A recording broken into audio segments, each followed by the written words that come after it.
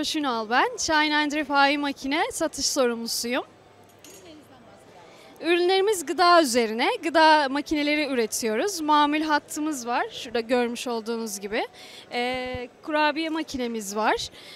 Müşterimizin isteğine göre de imalat yapabiliyoruz. Kendi imalatımız, ürünlerimiz. Yerimiz Esenyurt'ta. 2018 yılından beri faaliyetteyiz. Fuar geçen sene de aynı şekilde katılım sağlamıştık. Gerçekten çok faydalı oluyor ve güzel geçiyor fuar. Tekrar katılmayı tabii ki düşünürüz. Rica ediyorum. Ben teşekkür ederim. Çok sağ olun.